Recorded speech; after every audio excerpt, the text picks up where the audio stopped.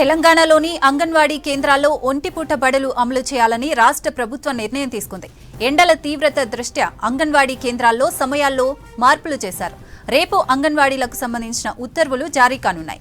ప్రభుత్వ పాఠశాలల తరహాలో అంగన్వాడీ కేంద్రాల్లోనూ ఒంటిపూట బడులు నిర్వహించాలని సర్కార్ నిర్ణయం తీసుకుంది. ఏప్రిల్ 23 వరకు అంగన్వాడీలకు ఒంటిపూట బడులు ఉండనున్నాయి. చిన్నారుల ఆరోగ్యం, భద్రతా దృష్ట్యా ప్రభుత్వం ఈ నిర్ణయం తీసుకుంది. ఒంటిపూట బడి తర్వాత నెల రోజులు వేసవి సెలవులపై త్వరలో నిర్ణయం తీసుకోనుంది ప్రభుత్వం. టేక్ హోమ్ రేషన్ ద్వారా లబ్ధిదారులకు పౌష్టికాహారం పంపిణీ కొనసాగించాలని నిర్ణయించింది. అంగన్వాడీ చరిత్రలోనే గత ఏడాది నుంచి ఒంటిపూట బడులు, వేసవి సెలవులు ఉంటున్నాయి.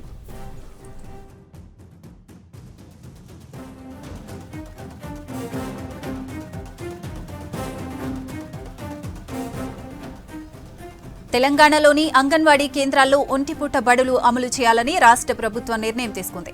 ఎండల తీవ్రత దృష్ట్యా అంగన్వాడీ కేంద్రాల్లో సమయాల్లో మార్పులు చేశారు. రేపు అంగన్వాడీలకు సంబంధించిన ఉత్తర్వులు జారీ కానున్నాయి. ప్రభుత్వ పాఠశాలల తరహాలో అంగన్వాడీ కేంద్రాల్లోనూ ఒంటిపూట బడులు నిర్వహించాలని సర్కార్ నిర్ణయం తీసుకుంది. ఏప్రిల్ 23 వరకు అంగన్వాడీలకు ఒంటిపూట బడులు ఉండనున్నాయి.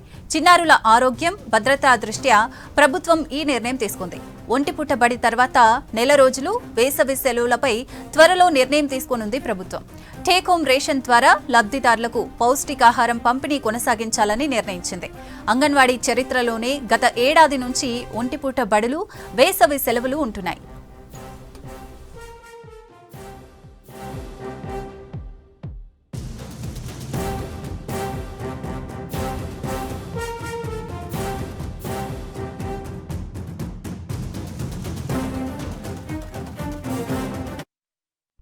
కార్మికులకు ఇచ్చిన హామీలను ఆలస్యమైనా అమలు చేస్తామన్నారు మంత్రి సీతక్క. కార్మికులకు కాంగ్రెస్ పార్టీ మేనిఫెస్టోలో ఇచ్చిన హామీలను ముఖ్యమంత్రి రేవంత్ రెడ్డి దృష్టికి తీసుకెళ్తామని హామీ ఇచ్చారు. కార్మికులకు ఇండ్లు మంజూరు చేస్తామన్నారు. ఈ మధ్య జరిగిన ఓ సమావేశంలో కార్మికుల సమస్యలపై రాహుల్ గాంధీ ఆరా తీశారని గుర్తు చేశారు. తెలంగాణ కార్మికులు ఐక్యంగా ఉండాలని పిలుపునిచ్చారు మంత్రి సీతక్క. హనుమకొండలోని హయగ్రీవాచారి మైదానంలో హమాలీల మహాగర్జన సభ నిర్వహించారు. ఈ సభకు హమాలీ కార్మికులు భారీ సంఖ్యలో హాజరయ్యారు. వందలాది సంవత్సరాలుగా పోరాడి సాధించుకున్నటువంటి మరే అనేక హక్కుల ద్వారా ఈరోజు మళ్ళీ ఇంకా ఏ సమస్యలు అవుతున్నాయో వాటి కోసం మీ యొక్క పోరాటాన్ని, ఉద్యమ స్ఫూర్తిని ప్రపంచ కార్మికులారా ఏకం కండి అనేటువంటి నినాదంతో ఈరోజు అందరినీ ఏకం చేసినటువంటి మా సామ్రాజ్యన్న గారికి ప్రత్యేకంగా ధన్యవాదాలు.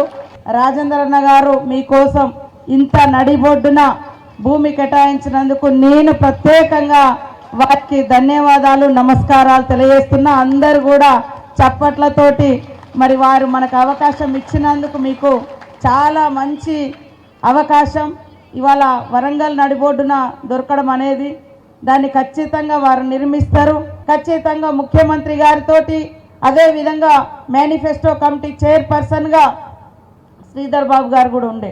సో మేమందరం ఇందులో మీ సంక్షేమ బోర్డు కోసం కానీ, హెల్త్ కార్డ్స్ కోసం కానీ, అదేవిధంగా ఇన్సూరెన్స్ కోసం కానీ తప్పకుండా మాట్లాడి సాధించే విధంగా మీ పక్షాన ఉంటామని తెలియజేస్తూ ఉన్నాం.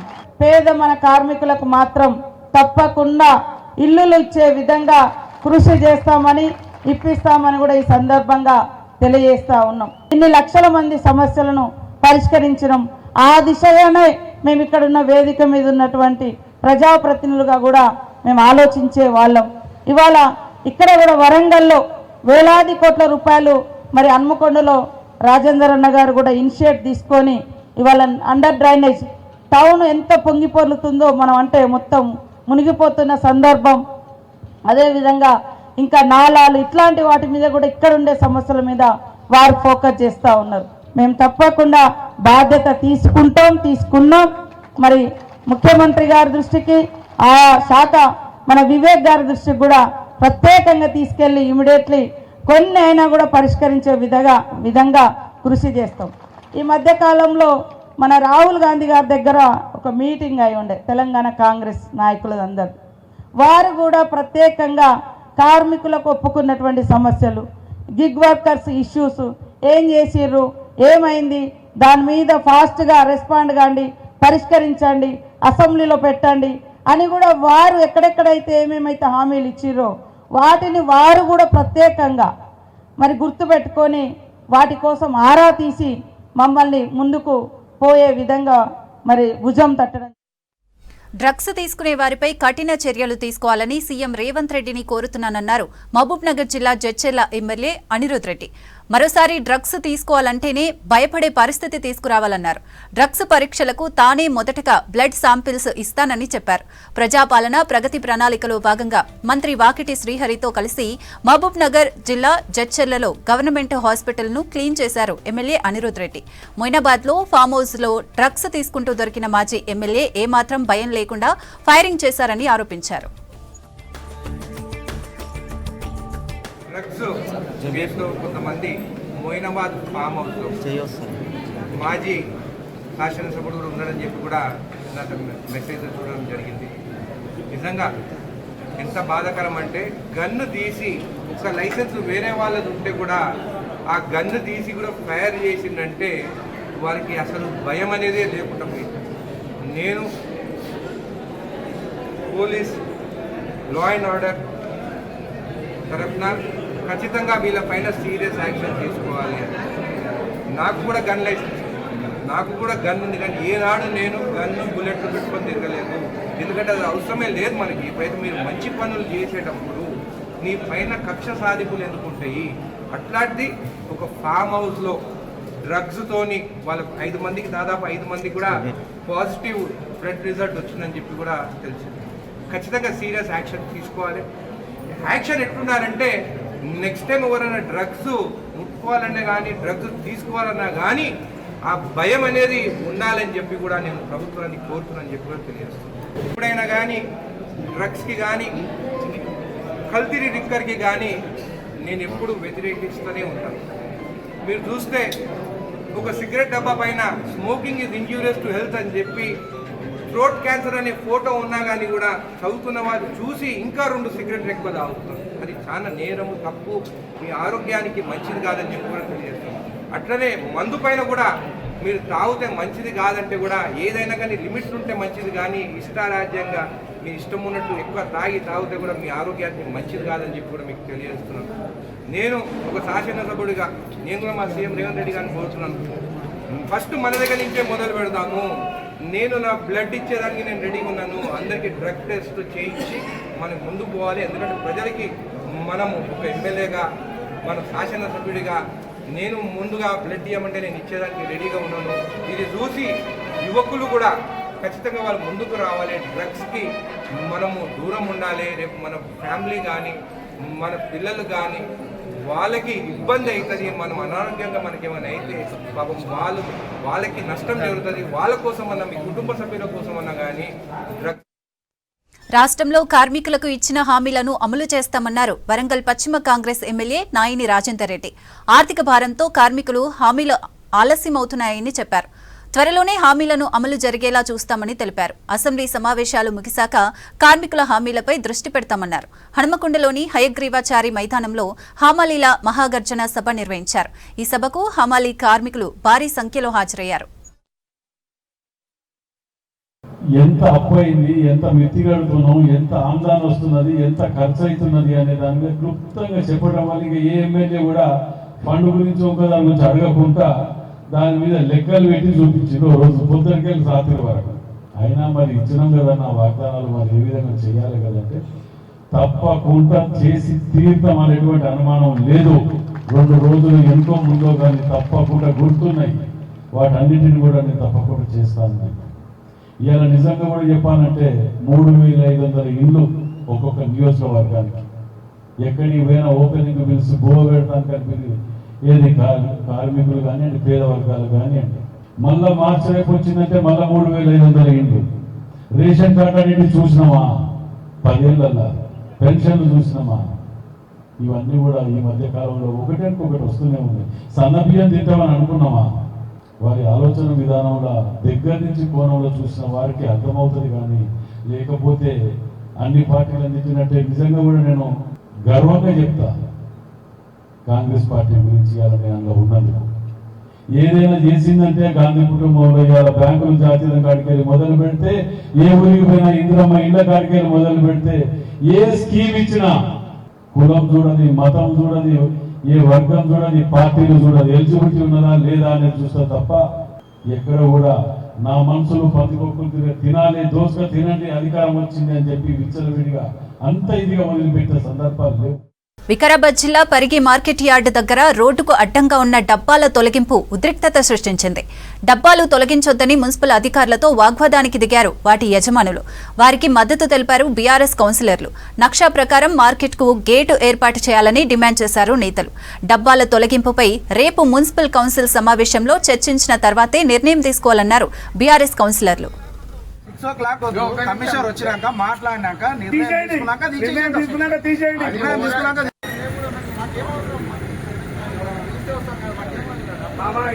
రోడ్డు మీద ఉండే సరే కొత్త చైర్మన్ వచ్చిన తర్వాత మున్సిపల్ కమిషనర్ చైర్మన్ కలిసి లోపలికి మార్చిండ్రు. ఇక్కడ రోడ్డు మీద అంత ఉండే సరే రోడ్డు మీద ఉన్న షాప్స్కి అంతా డెవలప్ అవుతుందో సరే డిస్టర్బెన్స్ అవుతుందని లోపలికి మార్చిండు. ఇందులో భాగంగా దానికి రోడ్డు లేదని చెప్పి రోడ్డు సరైన ప్లేస్ నిర్ణయించకుండా ఎక్కడనో దగ్గర ఎవరు అనామకులు ఉన్నారు, ఏదో ఉన్నది వీక్తే ఎవరేమన్నారు అనే విధంగా 2 డబ్బాలు వీకి వాళ్ళ సామాన్లు తీసి దౌర్జన్యంగా వాళ్ళకు నోటీస్ లేదు, ఒక ఇన్ఫర్మేషన్ లేదు, ఏది లేదు, లేకుండా డబ్బాలు వీకాలి. దానికి తోడు పోలీసులను తీసుకొని వచ్చి ఎస్ఐ గారు ఉన్నారు, ఈయనే ఉన్నారు. మేమేమంటున్నాం, మేము అనేది గౌరవ కౌన్సిల్ సభ్యులుగా మేము కూడా పరిగి మున్సిపల్ కొత్తగా ఎన్నికైన కౌన్సిల్ సభ్యులం. నా పేరు శ్రీనివాస్.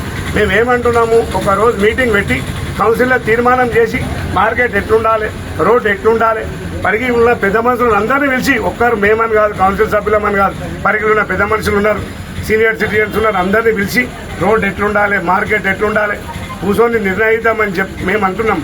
అందుకే ఒక రోజు టైం ఏమని అంటున్నాం. వినకుండా మున్సిపల్ సిబ్బందితో కమిషనర్ లేడు, ఒక ఎంప్లాయీ లేడు, ఎవరు లేరు, లేబర్ పంపించి డబ్బాలు వీక్పిస్తుండ్రు, వాళ్ళ సామాన్లన్నీ రోడ్ మీద పడేసిండ్రు. కనీసం వాళ్ళకి ఇన్ఫర్మేషన్ అంటే ఇస్తే వాళ్ళ సామాన్లన్నా తీసుకొని మేము అంటున్న విషయం ఏంటి, సరే ఎవరైనా సరే పేదవారు వాళ్ళు ఇవన్నీ డబ్బాలు కూడా ఇల్లీగలే, వద్దని అంటలే.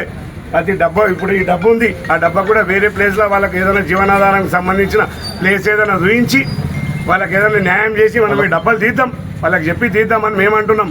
వినకుండా పదే డబ్బాలు వీకేసాం, అది వీకేసాం అనకు. మేము ఎంత చెప్తున్నా కూడా డబ్బాలు వీకేసిండ్రు. అందుకే మేము న్యాయం చేయాలని కోరుతున్నాం.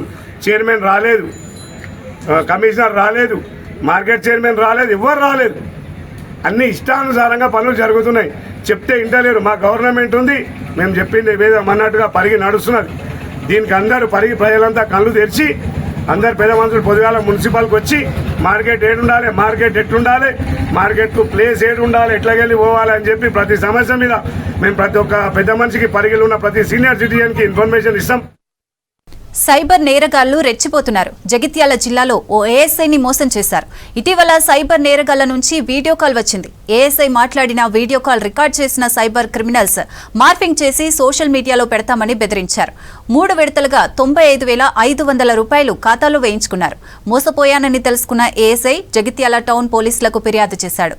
4 రోజుల క్రితం జరిగిన ఈ ఘటన ఆలస్యంగా బయటపడింది.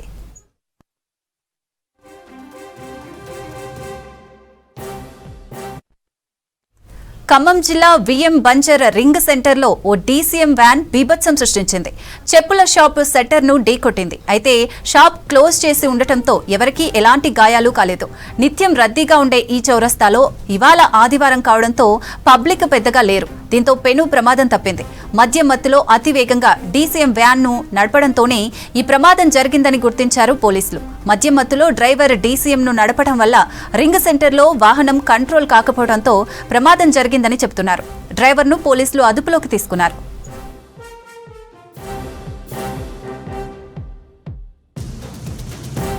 త్వరలో అంగన్వాడీ చిన్నారులకు రాష్ట్ర ప్రభుత్వం పాలు అందించనుంది. వచ్చే ఏప్రిల్ నుంచి ఇవ్వాలని సర్కార్ నిర్ణయించింది. ములుగు జిల్లాలో పైలట్ ప్రాజెక్టు సక్సెస్తో రాష్ట్ర వ్యాప్తంగా అమలుకు ప్లాన్ చేసింది. రాష్ట్రంలో 35,781 అంగన్వాడీలు సెంటర్లుండగా 4.50 లక్షల మంది చిన్నారులున్నారు. వీరికి ఒక్కొక్కరికి 100 ml చొప్పున పాలు అందివ్వనుంది ప్రభుత్వం.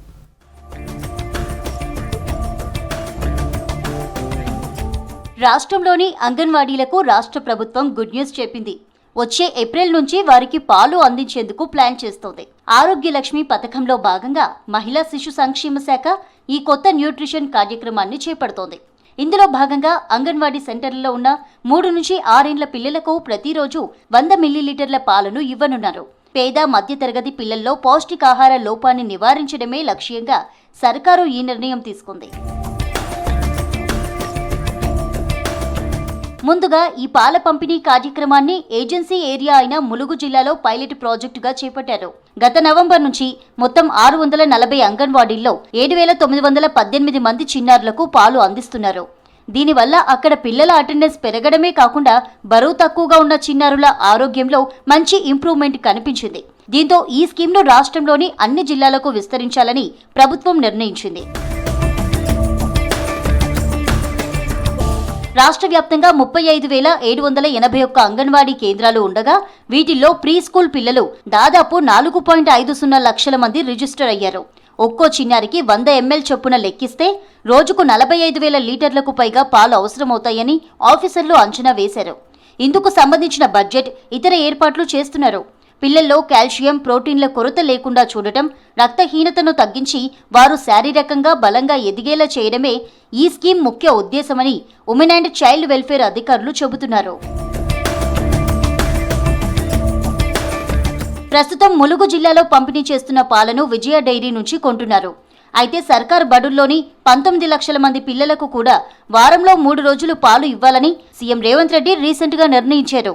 అటు బడి పిల్లలకు, ఇటు 4.50 లక్షల మంది అంగన్వాడీ చిన్నారులకు ఒకేసారి పాలు సప్లై చేయాలంటే విజయ డైరీకి ఏమైనా ఇబ్బందులు వస్తాయా అని ఆఫీసర్లు ఆలోచిస్తున్నారు. ఒకవేళ విజయ డైరీలో పాల కొరత వస్తే కర్ణాటకకు చెందిన కర్ణాటక మిల్క్ ఫెడరేషన్ నందిని నుంచి తీసుకుంటే ఎలా ఉంటుందనే అంశాన్ని పరిశీలిస్తున్నట్లు తెలిసింది. ఇప్పటికే విజయ, నందిని సంస్థల ప్రతినిధులతో చర్చలు జరిపినట్లు సమాచారం. రాష్ట్రంలోని గురుకులాలు, సంక్షేమ స్కూళ్ల సమగ్ర వివరాలు ఒకే చోట లభించేలా ప్రభుత్వం కసరత్తు చేస్తోంది. విద్యార్థుల స్టడీ డేటా ఈజీగా తీసుకునేలా కొత్త పోర్టల్ను అందుబాటులోకి తెస్తోంది. పోర్టల్లో మొత్తం 22 అంశాలుంటాయన్నారు అధికారులు.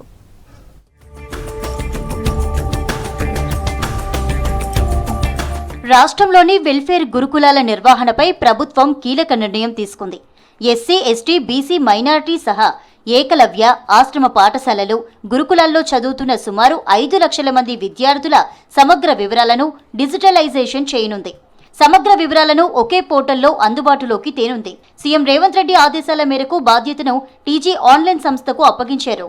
పోర్టల్లో మొత్తం 22 అంశాలు ఇందులో ఉంటాయని అధికారులు తెలిపారు.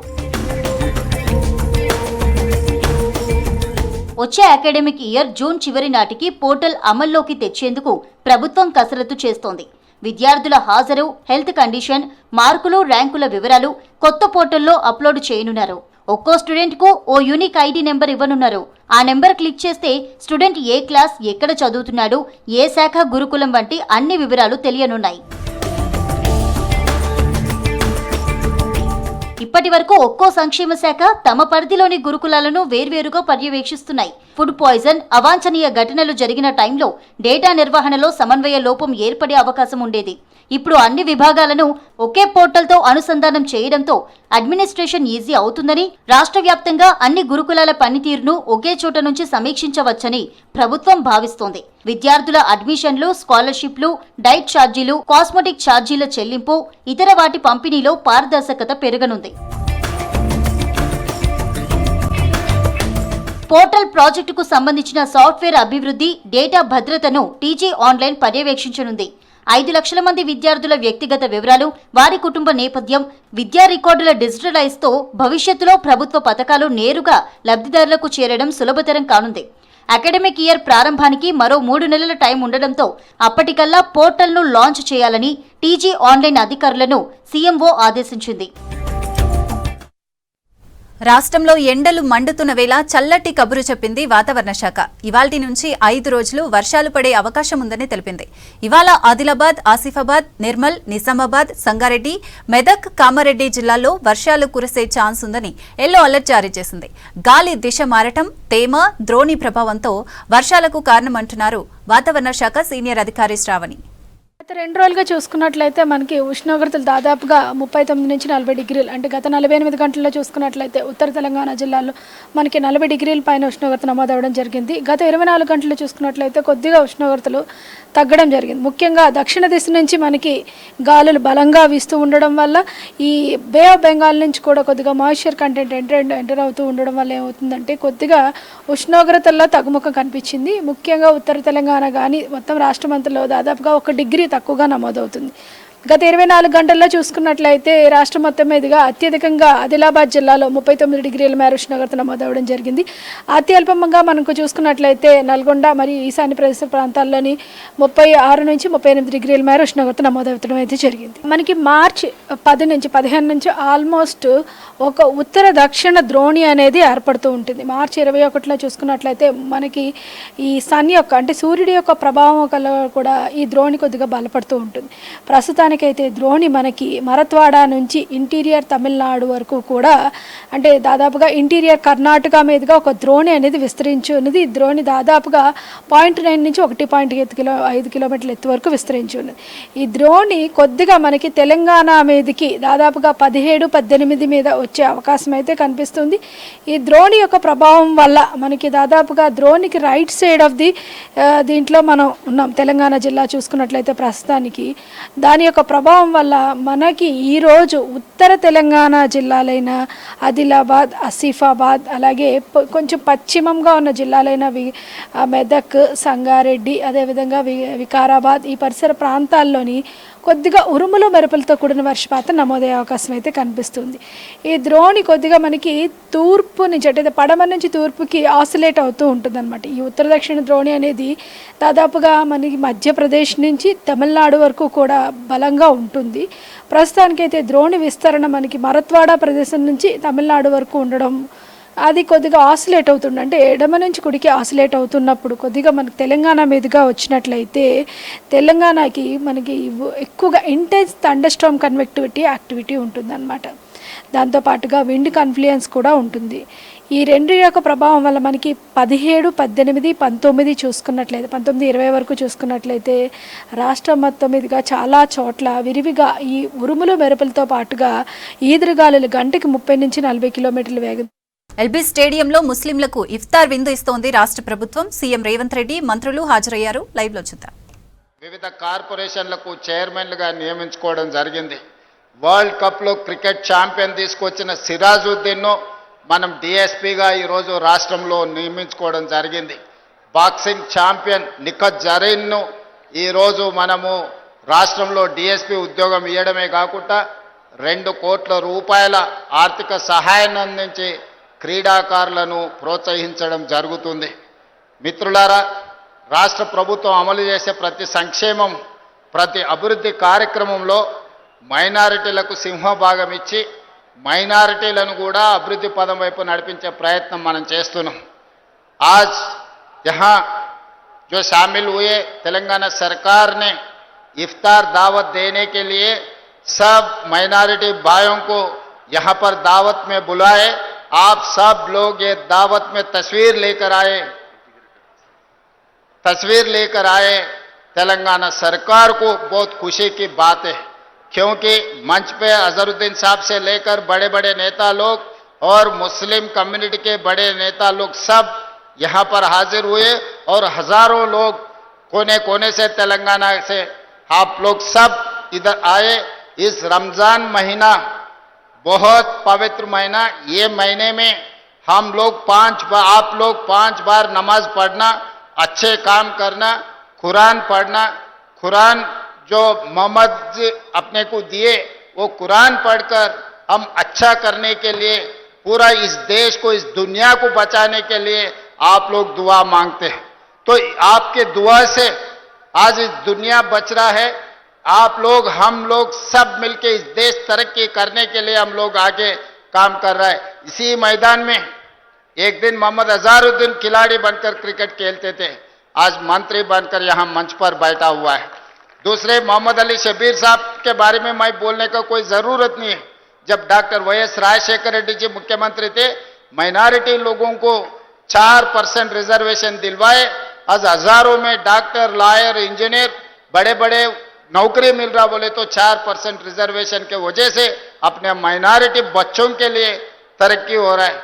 इंटीग्रेटेड हॉस्टल्स पढ़ने के लिए जितने भी माइनॉरिटी के लोग हैं, माइनॉरिटी को सरकार मदद देकर आज कार्रवाई आगे लेकर जा रहा है। वैसे ही हम लोग निकत जरीन को डीएसपी नौकरी दिए, बॉक्सिंग चैंपियन, सिराजुद्दीन को हम डीएसपी नौकरी दिए, क्रिकेट चैंपियन।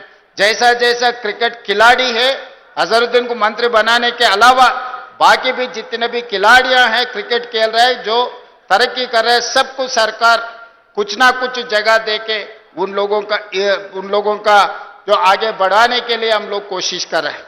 इसीलिए आज मैं ये मन से एक ही बात साफ कहना चाहता हूं, ये सरकार आपका है, मैं आपका भाई हूं। हम सब मिलके हैदराबाद शहर और तेलंगाना को आज जितने भी हम लोग सब मिलके ये आगे तेलंगाना राज्य को ले जाने के लिए हम लोग सब कोशिश करेंगे। आपके दुआ बहुत जरूरी है सरकार के लिए। आज आप लोग देख रहे हैं दुनिया में कैसे पहल रहा है।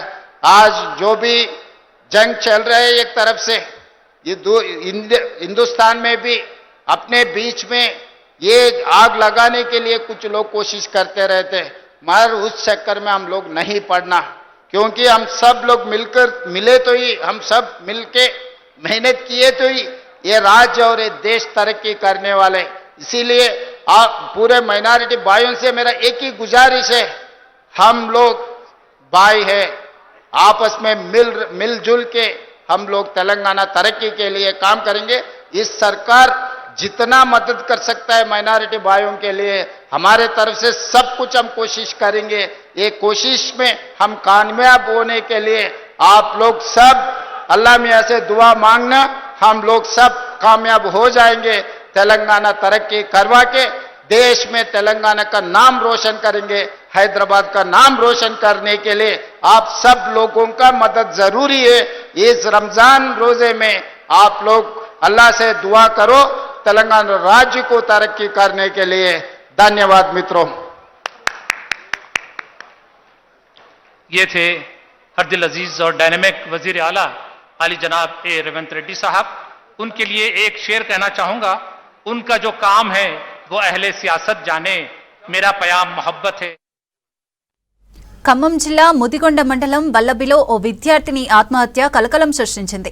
ప్రభుత్వ బాలికల ఆశ్రమ పాఠశాలలో 9వ తరగతి విద్యార్థిని చింతకాయల శ్వేత ఐరన్ టాబ్లెట్స్ వేసుకుని ప్రాణాలు తీసుకుంది. అయితే హెడ్ మాస్టర్, హాస్టల్ వర్కర్ వేధింపులే ఆత్మహత్యకు కారణమని, వారిద్దరిపై చర్యలు తీసుకోవాలని శ్వేత కుటుంబ సభ్యులు, విద్యార్థి సంఘాల నేతలు ఆరోపించారు.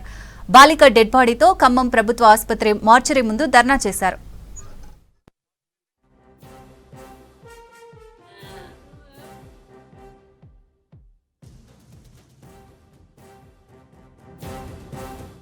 ఏందమ్మా ఇంత ఈక్స్నేస్ అయింది పిల్ల, ఏంది అసలు ప్రాబ్లం ఏంది అని అంటే, ఇట్లా గుండె బాగా కొట్టుకుంటుంది అంటే అది పెట్టి చూస్తే బాగా కొట్టుకుంటుంది గుండె. మీరు అర్జెంటుగా పిల్లని ఇట్లా ఇట్లా చేస్తాను, నువ్వు ఆలస్యం చేస్తాను, ఏదో హాస్పిటల్కి తీసుకుపోమన్నాడు. పల్స్ కాదు, ఇక్కడే ఏదో అది భరత్ డాక్టర్ లేదా ప్రశాంత్ హాస్పిటల్కి తీసుకుపోమన్నాడు. అంటే ఇంకా వద్దులే ఆడుకోవద్దని ఏరే హాస్పిటల్కి ఇక్కడ ఇది నిన్న తీసుకుపోయినది, ఇది అల్లకి తీసుకుపోయినాక జాగృతిలో తీసుకుపోయినాక పరీక్షలు అవన్నీ చేసినాక బాగా ఇంత కేసు మేము ఎప్పుడైనా చూడలేదు, ఈ అమ్మాయిని బాగా భయం పెట్టుకుంది అని అంటారు. భయం పెట్టుకుంది, మీరు ఏదో దాతారు, నిజం చెప్పండి మాకు, లేకపోతే రిపోర్ట్లా పడుతుంది అని అంటారు. ఏం లేదండి మాకైతే ఏం చెప్పలేదు ఇది అని చెప్పినాం. మీరు చెప్పకపోయినా రిపోర్ట్లల్లా పడుతుంది అని అంటే, పడనీలే మరి మేమైతే ఏం దాయట్లేదని నేను మా అల్లుడు అందరం అన్నాక రిపోర్ట్లల్లా వచ్చినాక అంతకుముందు ఈ నర్సలమ్మలు వీళ్ళందరూ అడుగుతుండ్రు పిల్లని, రిపోర్ట్లో అవన్నీ టాబ్లెట్లు మింగింది అన్ని చెడిపోయినాయి అని వచ్చి టాబ్లెట్లు ఆమంట ఆయమ్మంట గద్ది. రాష్ట్రంలో తొలిసారి పేపర్లెస్ విధానంలో జనగణన జరగనుంది. ఏప్రిల్ 26 నుంచి మే 10 దాకా సెల్ఫ్ ఎన్యూమరేషన్ ఉంటుంది. మే 11 నుంచి జూన్ 9 దాకా హౌసింగ్ సెన్సస్ ఉంటుంది. ఈ కార్యక్రమాన్ని అడ్డుకున్నా, సమాచారం ఇవ్వకున్నా 3 ఏళ్ల జైలు, 1000 జరిమానా ఉంటుంది.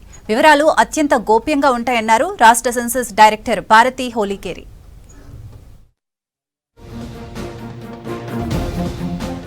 తెలంగాణ ఏర్పడ్డాక తొలిసారిగా పూర్తిగా డిజిటల్ విధానంలో జనగణన జరగనుంది. ఈసారి పేపర్, పెన్ను లేకుండా కేవలం మొబైల్ యాప్లు, వెబ్ పోర్టల్స్ ద్వారా నిర్వహించనున్నారు. ఈసారి పౌరులు తమ వివరాలను తామే స్వయంగా ఆన్లైన్లో నమోదు చేసుకునేలా సెల్ఫ్ ఎన్యూమరేషన్ సదుపాయాన్ని కేంద్రం కల్పించింది. దీనికోసం ప్రత్యేక వెబ్ పోర్టల్ అందుబాటులోకి తెస్తున్నారు.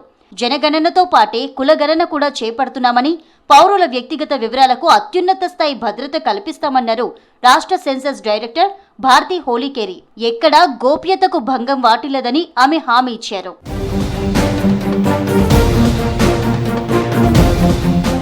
కొన్ని నెలలుగా ఇక్కడే ఉంటున్న విదేశీయులు, ఇతర రాష్ట్రాల వారి వివరాలను స్థానికంగానే నమోదు చేయనున్నారు. హాస్టల్స్, ఇన్స్టిట్యూషన్స్ వివరాలు కూడా సపరేట్గా ఎంట్రీ చేస్తారు. భవిష్యత్తు ప్రభుత్వ విధానాల రూపకల్పనకు ఇది పునాది అని, ప్రతి ఒక్కరూ తమ వంతు బాధ్యతగా భావించి ఈ డిజిటల్ మహాయజ్ఞంలో భాగస్వాములు కావాలని, ఖచ్చితమైన వివరాలు అందించి ప్రభుత్వానికి సహకరించాలని డైరెక్టర్ విజ్ఞప్తి చేశారు. హైదరాబాద్ కోటిలోని సెన్సస్ కార్యాలయంలో జనాభా లెక్కల సేకరణ 2026 పై ప్రత్యేక ఓరియంటేషన్ కార్యక్రమాన్ని నిర్వహించారు డైరెక్టర్ భారతి హోలీకేరి. అధికారికంగా సెన్సస్ డిపార్ట్మెంట్ ద్వారా చేస్తున్న కులగణన స్వాతంత్రం నంతర ప్రథమ దేశంలో గాని రాష్ట్రంలో గాని ఎలాంటి పాలసీ చేయాలన్నా, ఎలాంటి ప్లాన్ చేయాలన్నా, ఎలాంటి ప్రాజెక్ట్ చేయాలన్నా ప్రైమరీ సోర్స్ ఎక్కడి నుంచి వస్తుంది? సెన్సస్ నుంచి వస్తుంది. జనగణనలో సేకరించే పౌరుల వివరాలకు 1948 సెన్సస్ చట్టంలోని సెక్షన్ 15 ప్రకారం చట్టపరమైన పూర్తి భద్రత ఉంటుందన్నారు డైరెక్టర్ భారతి హోలీకేరి. ఈ వివరాలను రేషన్ లేదా ఇతర సంక్షేమ పథకాల కోతకు ఎట్టి పరిస్థితుల్లోనూ వాడబోరని, దీనిపై ఎవరూ ఆందోళన చెందాల్సిన అవసరం లేదన్నారు. అడిగిన వివరాలు ఇవ్వడానికి నిరాకరించినా, తప్పుడు సమాచారం ఇచ్చినా, అధికారులను అడ్డుకున్నా సెక్షన్ 11 ప్రకారం 3 ఏళ్ల వరకు జైలు శిక్షతో పాటు 1000 రూపాయల జరిమానా విధించే అవకాశం ఉందని హెచ్చరించారు భారతి. సో సెన్సస్ కి కూడా ఒక చట్టబద్ధత ఉంటుంది. ఈ సెన్సస్ కి మనకు సెన్సస్ యాక్ట్ ఆఫ్ 1948 ఉంది. అలాగే రూల్స్ కూడా ఉన్నాయి. 1990లో రూల్స్ కూడా తీసుకుని రావడం జరిగింది. ఇవన్నీ కూడా టైం టు టైం, సో కాలానికి అనుగుణంగా సో అమెండ్ కూడా చేయడం జరిగింది. సో లేటెస్ట్ అమెండ్మెంట్ ఏంటి? 2022లో జరిగింది. 2022లో జరిగిన అమెండ్మెంట్ వల్ల ఒక మోడర్న్ ఒక రూపం సెన్సస్ కి ఇవ్వడం జరిగింది. అప్పుడు దాకా ఏముండింది? పేపర్ తీసుకొని, షెడ్యూల్ తీసుకొని ప్రతి ఇంటింటికి వెళ్ళేవాళ్ళు. సో ఈ అమెండ్మెంట్ ద్వారా ఒకటి ఎలక్ట్రానిక్ ఫామ్ లో చేయడానికి ఒక అవకాశం వచ్చింది. అలాగే సెల్ఫ్ ఎన్యూమరేషన్ కి కూడా ఈ యొక్క అమెండ్మెంట్ లోనే వచ్చింది. భవిష్యత్తులో నియోజకవర్గాల పునర్విభజన, దేశ అభివృద్ధికి ఈ గణాంకాలే అత్యంత ప్రామాణికంగా నిలుస్తాయన్నారు. ఏ ఒక్కరిని వదలకుండా, డూప్లికేషన్ లేకుండా 100% ఖచ్చితత్వంతో పూర్తి చేయడమే తమ లక్ష్యమని స్పష్టం చేశారు డైరెక్టర్. ఈ ప్రక్రియపై మారుమూల గిరిజన తండాల వరకు అవగాహన కల్పిస్తామన్నారు భారతి హోలీకేరి. సోషల్ మీడియాలో ఎలాంటి తప్పుడు ప్రచారాలు నమ్మొద్దన్నారు డైరెక్టర్.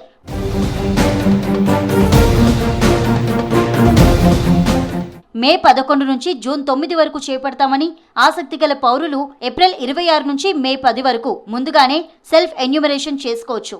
ఇక రెండో దశలో అసలైన జనాభా గణనను 2027 ఫిబ్రవరి 9 నుంచి 28వ తేదీ వరకు దేశవ్యాప్తంగా చేపడతారు. ఎవరైనా మిగిలిపోతే మార్చి 1 నుంచి 5వ తేదీ వరకు సవరణల రౌండ్ ఉంటుంది. ఈ ప్రక్రియ కోసం ప్రత్యేకంగా రూపొందించిన HLA మొబైల్ యాప్ క్షేత్రస్థాయిలో ఇంటర్నెట్ లేకపోయినా ఆఫ్లైన్లో కూడా సజావుగా పనిచేసేలా తీర్చిదిద్దామన్నారు డైరెక్టర్. 16 భాషల్లో ఈ యాప్ అందుబాటులో ఉంటుందన్నారు. సెన్సస్ అనేది 2 దశలో చేస్తాము. మొదటి దశ వచ్చేసి house listing and housing census అని పిలుస్తాము. దీన్ని HLO ఆపరేషన్ అని పిలుస్తాం మేము. ఇది మన తెలంగాణలో అంటే కేంద్ర ప్రభుత్వం ప్రతి ఒక్క రాష్ట్ర ప్రభుత్వానికి ఒక విండో ఇచ్చింది. మీరు ఏప్రిల్ నుంచి సెప్టెంబర్ వరకు ఎప్పుడైనా 30 రోజులు చెయ్యండి అని. సో మన తెలంగాణ రాష్ట్రంలో 11 మే నుంచి జూన్ 9వ తేదీ వరకు మన రాష్ట్రంలో ఈ యొక్క మొదటి దశ నిర్వహించబడుతుంది. సో దానికి 15 డేస్ ముందు సెల్ఫ్ ఎన్యూమరేషన్ అవకాశం ఇవ్వడం జరుగుతుంది. అంటే 26 ఏప్రిల్ నుంచి 10వ తేదీ మే వరకు కూడా ఈ సెల్ఫ్ ఎన్యూమరేషన్ అనేది జరుగుతుంది తెలంగాణలో. రాష్ట్రంలోని 33 జిల్లాలు 621 సబ్ డిస్ట్రిక్ట్స్ లో ఈ కార్యక్రమాన్ని సమన్వయం చేసే బాధ్యతను కలెక్టర్లు, మున్సిపల్ కమిషనర్లకు అప్పగిస్తూ వారిని ప్రిన్సిపల్ సెన్సస్ ఆఫీసర్లుగా నియమించారు. క్షేత్రస్థాయిలో వివరాలు సేకరించేందుకు సుమారు 76,000 హౌస్ లిస్టింగ్ బ్లాక్లను జియో ట్యాగింగ్ ద్వారా మ్యాపింగ్ అప్లికేషన్ లో ఏర్పాటు చేశారు. ఇంటింటికి తిరిగి యాప్ ద్వారా వివరాలు నమోదు చేసేందుకు 10% రిజర్వ్ తో కలిపి ఏకంగా 75,000 మంది ఎన్యూమరేటర్లను, వారిని పర్యవేక్షించేందుకు 13,000 మంది సూపర్వైజర్లను రంగంలోకి దించుతున్నారు.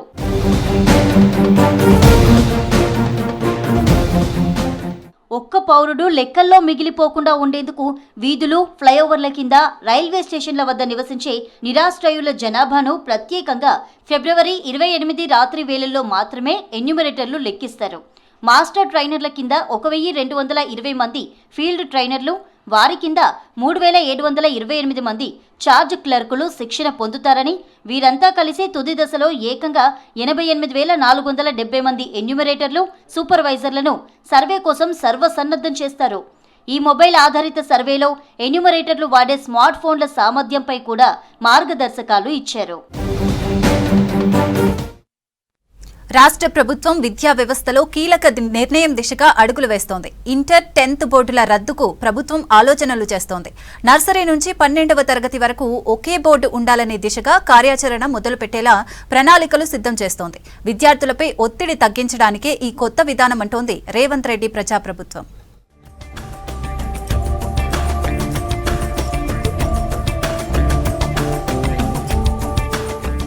రాష్ట్రంలో విద్యా వ్యవస్థను ప్రక్షాళన చేయనుంది సర్కార్. కార్పొరేట్ విద్యా సంస్థల దోపిడీకి కళ్లెం వేసేలా ప్రభుత్వానికి తెలంగాణ విద్యా కమిషన్ సిఫార్సులు చేసింది. ఇంటర్మీడియట్ వ్యవస్థను స్కూల్ ఎడ్యుకేషన్లో విలీనం చేయాలని, అన్ని ప్రభుత్వ బడుల్లో నర్సరీ, ఎల్కేజీ, యూకేజీ సెక్షన్లు ప్రారంభించాలని, పీజీ దాకా ఇంగ్లీష్ మీడియమే కొనసాగించాలని తెలిపింది. విద్యా కమిషన్ నివేదిక అనుగుణంగా ఇటీవల సీఎం ఇంటర్ విద్యా విధానంపై చేసిన కామెంట్స్ తో ఇంటర్ బోర్డు రద్దుకే ప్రభుత్వం మొగ్గు చూపుతోందని విద్యాశాఖ వర్గాల్లో చర్చ జరుగుతోంది.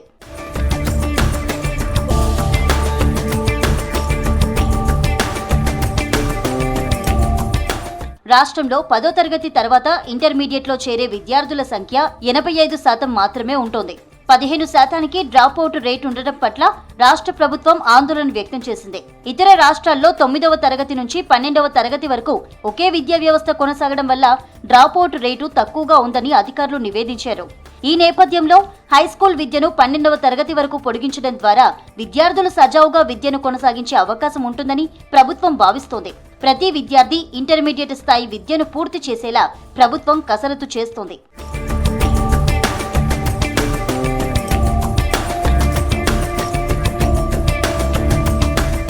విద్యారంగంలో వచ్చే ఏడాది నుంచి సరికొత్త మార్పులు తేబోతున్నామని ఇప్పటికే సీఎం రేవంత్ రెడ్డి చెప్పారు. దశాబ్దాలుగా కొనసాగుతున్న ఇంటర్మీడియట్ విధానాన్ని రద్దు చేస్తామని, ఇకపై నర్సరీ నుంచి 12వ తరగతి వరకు ఒకే గొడుగు కిందకు తెస్తామన్నారు. తెలంగాణ పబ్లిక్ స్కూల్స్ అనే నూతన విధానాన్ని తీసుకురాబోతున్నామని స్పష్టం చేశారు. డ్రాప్అవుట్స్ ను తగ్గించడానికి ప్రభుత్వ స్కూల్ విద్యార్థులకు ఉచితంగా లేదా 50% రాయితీతో రవాణా సౌకర్యం కల్పిస్తామన్నారు. దీంతో ఇంటర్ విద్య రద్దుపై అధికారులు కసరత్తు ప్రారంభించినట్టు తెలుస్తోంది.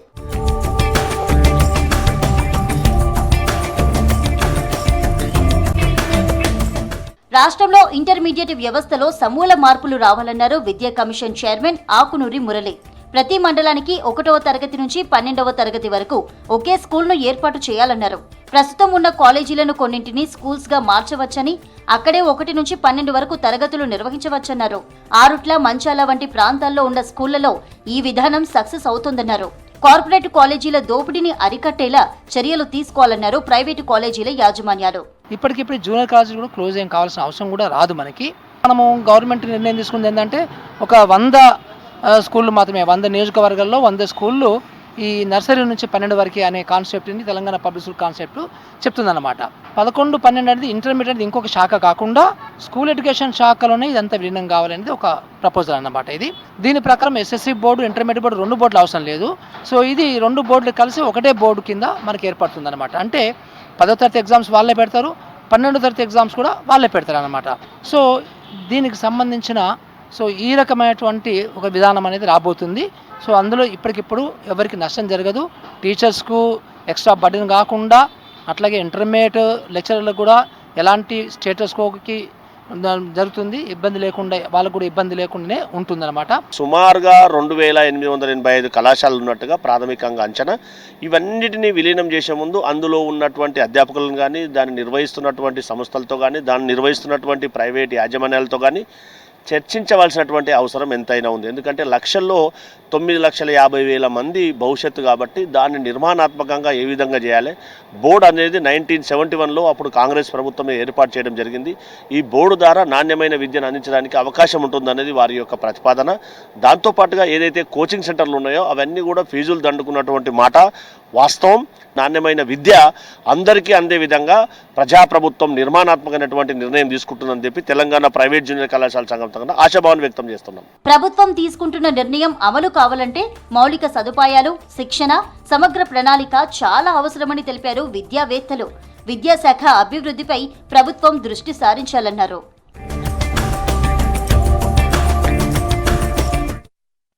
ఖమ్మం జిల్లా కొనిచెర్ల మండలంలో పర్యటించారు మంత్రి తుమ్మల నాగేశ్వరరావు.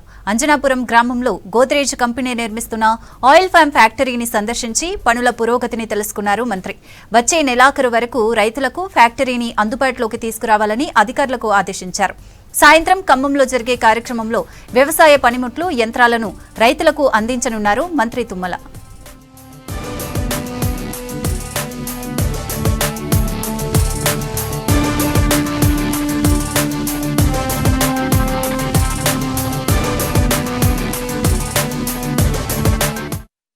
రేపటి నుంచి అసెంబ్లీ సమావేశాలు మొదలవ్వనున్నాయి. ఇందుకోసం అధికార కాంగ్రెస్ పార్టీ సిద్ధమవుతోంది.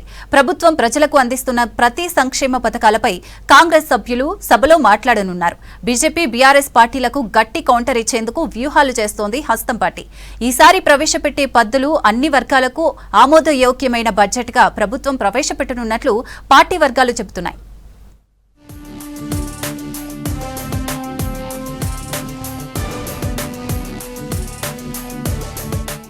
రేపటి నుంచి జరిగే అసెంబ్లీ సమావేశాలను కాంగ్రెస్ పార్టీ ప్రతిష్టాత్మకంగా తీసుకుంది. అసెంబ్లీ సమావేశాలు ఈ 16న ఉదయం 11:45 ప్రారంభం కానున్నాయి. ఉభయ సభలను ఉద్దేశించి గవర్నర్ శివప్రతాప్ శుక్లా స్పీచ్ ఉండనుంది. తర్వాత సభ మరుసటి రోజుకు వాయిదా పడనుంది. ఈ నెల 30 వరకు అసెంబ్లీ సమావేశాలు నిర్వహించాలని మొన్నటి కేబినెట్లో నిర్ణయించారు. ఈ సమావేశాల్లో హస్తం పార్టీ బడ్జెట్ పద్దులు, ప్రభుత్వం ప్రజలకు ఇస్తున్న సంక్షేమ పథకాలు, వాటిపై ప్రజల నుంచి వస్తున్న స్పందన, 99 రోజుల ప్రజాపాలన ప్రగతి ప్రణాళికలో భాగంగా చేసిన పనుల వంటి అంశాలపై హస్తం పార్టీ సభ్యులు అసెంబ్లీలో మాట్లాడనున్నారు. తమ ప్రభుత్వం ప్రజాసేవలో కాంప్రమైజ్ కాకుండా అందిస్తున్న గవర్నెన్స్ పై గట్టి వాయిస్ ని ప్రతిపక్ష సభ్యులపై వినిపించనున్నారు.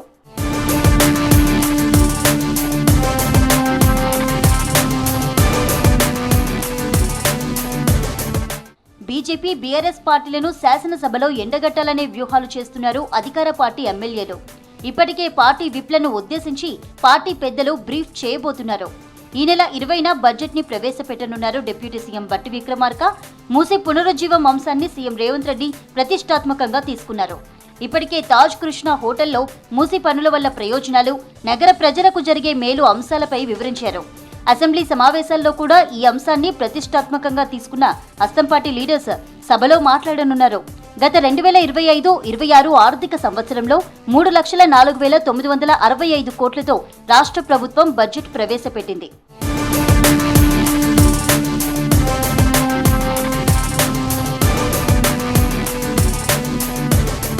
గత బడ్జెట్ కంటే ఈసారి అన్ని శాఖలకు కేటాయింపులు భారీగా ఉండే అవకాశం ఉంది.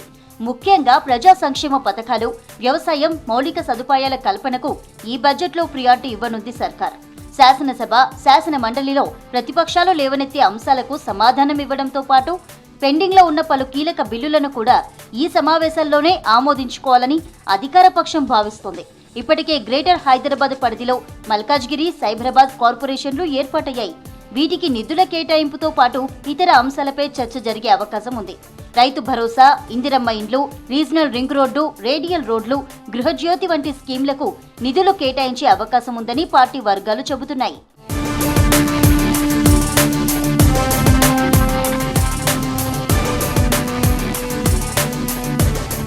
అసెంబ్లీలో ప్రవేశపెట్టే రాష్ట్ర బడ్జెట్పై బీఆర్ఎస్ బీజేపీ పార్టీలు తప్పుబట్టే ప్రయత్నాలు చేస్తే గట్టి కౌంటర్ ఇవ్వనుంది సర్కార్. రాష్ట్రంలో బీఆర్ఎస్ పార్టీ 10 ఏళ్ల పాలన, కేంద్రం నుంచి రాష్ట్రానికి రావాల్సిన నిధులు, ప్రతి ఏటా కేంద్ర బడ్జెట్లో తెలంగాణ ప్రాంతం పట్ల వివక్ష తదితర అంశాలపై బీజేపీకి కౌంటర్ స్పీచ్ ఇచ్చేందుకు సిద్ధమయ్యారు కాంగ్రెస్ ఎమ్మెల్యేలు. సూర్యాపేట కొత్త బస్టాండ్ దగ్గర మినిస్టర్ వైట్ పరంపర కొత్త స్టోర్ను ప్రారంభించారు ఏఐసీసీ సభ్యులు రామ్రెడ్డి సర్వోత్తం రెడ్డి, సంస్థ chief business manager Suresh Ramasubramaniam. దేశవ్యాప్తంగా 62 స్టోర్లు ఉన్నాయని తెలిపింది సంస్థ యాజమాన్యం. తెలంగాణలో 8వ స్టోరు ప్రారంభించామని చెప్పారు సంస్థ ప్రతినిధులు. తాము ధోతీలు, కుర్తాలు, షర్ట్స్, ఫ్యాబ్రిక్స్ తక్కువ ధరకే అందిస్తున్నామన్నారు.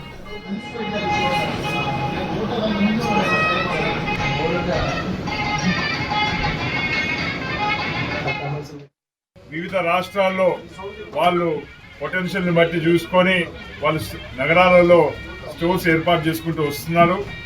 సూర్యాపేటలో ఈరోజు ఏర్పాటు చేసిన ఏదైతే స్టోర్ ఉందో, ఇది మాల్ ఉందో, ఇది 62వది. అదేవిధంగా తెలంగాణ 8వ స్టోర్ వాళ్ళది. ఎందుకంటే వాళ్ళు ఎక్కడ పొటెన్షియల్ ఉన్నదో, ఎక్కడ సాంప్రదాయ దుస్తులకు గిరాకీ ఉన్నదో దాన్ని చూసుకొని దాన్ని బట్టి వాళ్ళు ఈరోజు రావడం చాలా మన సూర్యాపేట యొక్క పొటెన్షియల్, బిజినెస్ పొటెన్షియల్ ఏందో వివిధ రాష్ట్రాల పాకి ఈరోజు ఇట్లాంటి రంగాల వాళ్ళు కూడా మన దగ్గర రావడం చాలా సంతోషదాయకం. మనకు ఇక్కడ ఉద్యోగ అవకాశాలు కల్పిస్తున్నారు. ఇక్కడ పనిచేసే ఎంప్లాయీస్ అందరికి కూడా స్థానికంగా ఉండే వాళ్ళు చేపట్టి వాళ్ళకు కూడా చాలా మేలు జరుగుతున్నది. We are happy to open our 62nd store today in Suryapet, Telangana. We started Minister White brand in year 2014. We specialize in traditional wear of dhotis, shirts and combo sets. Our categories consist of premium dhotis, cotton, color, linen dhotis, panchaganjam dhotis, linen shirts, cotton shirts, wedding sets, color matching shirt and dhoti combo sets, kids wear, festive kurtas, fabrics, shirting and shooting, and flexi waist dhoti, velcro dhoti. Manufactured in Tamil Nadu. We have about 1,000 employees working in Minister White who are bringing these fabulous products on a day-to-day basis from Salem, Stevely-Puttur and Chennai. We have about 5,000 multi-brand outlets in all over India, and we have 62 exclusive showrooms in India, and this is our 8th showroom in Telangana. So I request people of Suryapet and Telangana, for your next Ugadi purchase or festive occasion purchase, please visit our store, and I'm 100% sure you'll have. Greater Hyderabad Madhapur HITEX exhibition సెంటర్లో home furniture expo, Thailand shopping festival కొనసాగుతోంది. ఈ నెల 13 నుంచి 22 వరకు ప్రదర్శన ఉంటుందని నిర్వాహకులు సతీష్ తెలిపారు. అతి తక్కువ ధరల్లో అన్ని రకాల ఫర్నిచర్, హోమ్ నీడ్స్ అందుబాటులో ఉంటాయన్నారు.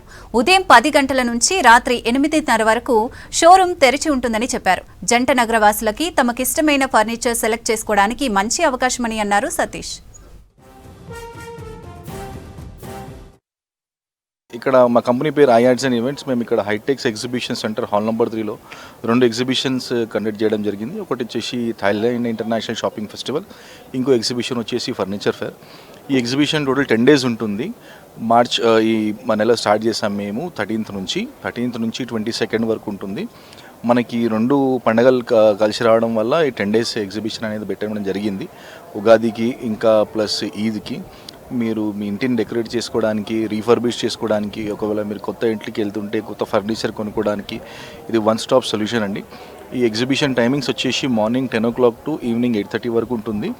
ప్లస్ ఈ ఎగ్జిబిషన్లో మీకు అన్ని రకాల furnitures, interiors, home decorative items, apart from that వేరే వేరే దేశాల నుంచి తీసుకొచ్చిన ఆర్టిఫాక్ట్స్, యాక్సెసరీస్, డ్రై ఫ్రూట్స్, ఇంకా చాలా ప్రోడక్ట్స్ ఉన్నాయి. ఒక వీడియోలో మొత్తం ప్రోడక్ట్స్ గురించి డిస్క్రైబ్ చేయాలంటే చాలా కష్టం. ఈ ఎగ్జిబిషన్ డేట్స్ వచ్చేసి March 13th to 22nd morning 10 o'clock నుంచి ఈవినింగ్ 8:30 వరకు ఉంటుంది. హైటెక్స్ ఎగ్జిబిషన్ సెంటర్ హైటెక్ సిటీలో జరుగుతుంది.